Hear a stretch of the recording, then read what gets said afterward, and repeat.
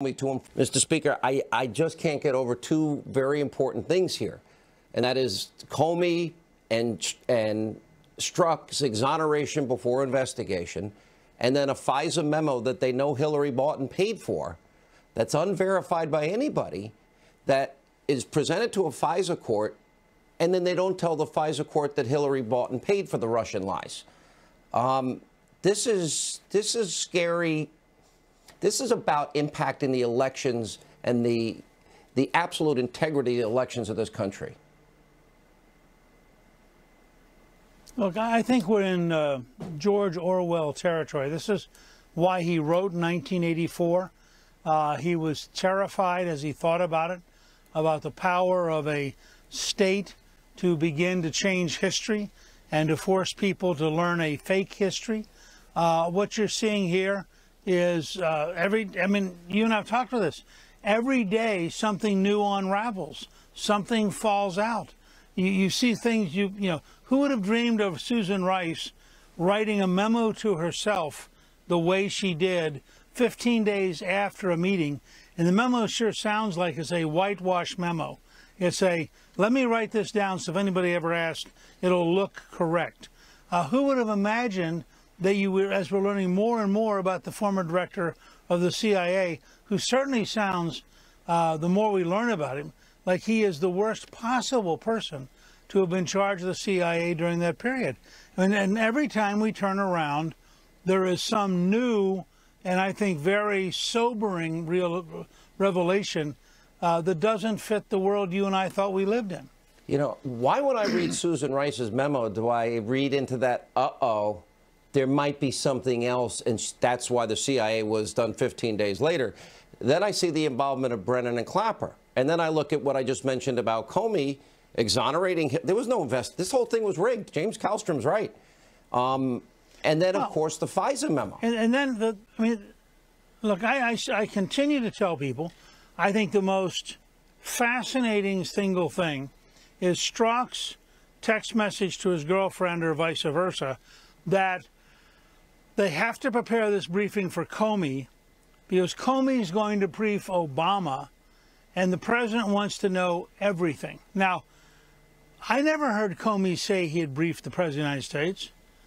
And it strikes me that it's pretty easy to say to the Congress, you got to bring Comey back in under oath. How often did you brief the president? What did you brief him about? What was he concerned about? I mean, we're really right at the edge of Senator Howard Baker saying, you know, the question is, what did the president know and when did he learn it? It really has taken a turn in that direction. Then you go from the president down to Loretta Lynch. Right. And then you have the president to Loretta Lynch, who is meeting with Bill Clinton the week that his wife is going to be interviewed being sort of a phony term, by Comey, who's already been writing her exoneration for 2 months before the interview. I mean, you couldn't make this up as a serious novel because there are so many pieces here that are illegal. Every that night you couldn't imagine senior people doing this.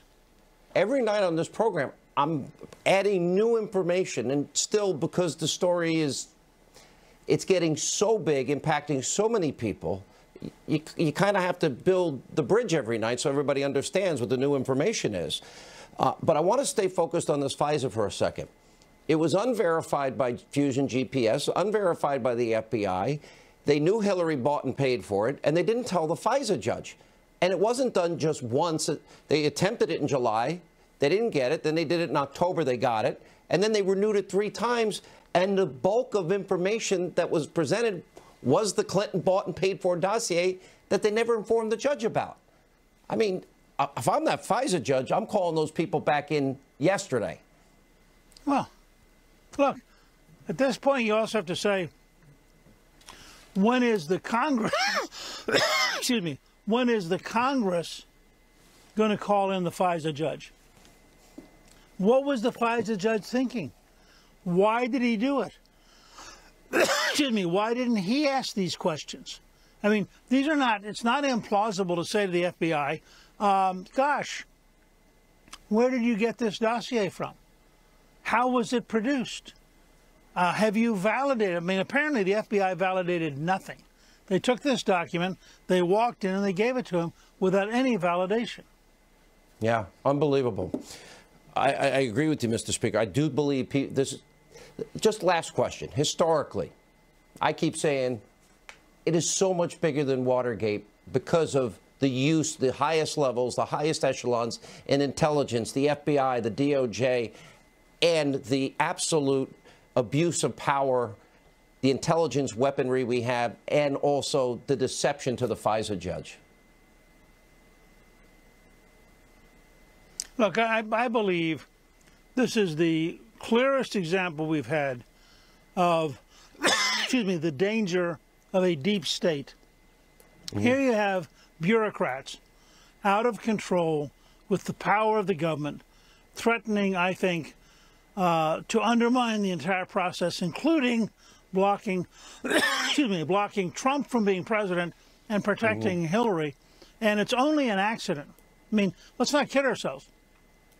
A very small number of people in Wisconsin, Michigan, and Pennsylvania changed history, or we would have learned nothing about this. Well said. All right, Mr. Speaker, take care of the cough. I've had it for a week myself. Feel better. When we come back, the ladies of The View taking a nasty shot at the vice president and his faith. Jesse Waters, it's his world, and Jessica Tarlov. They're straight ahead. With 16 years in cybersecurity,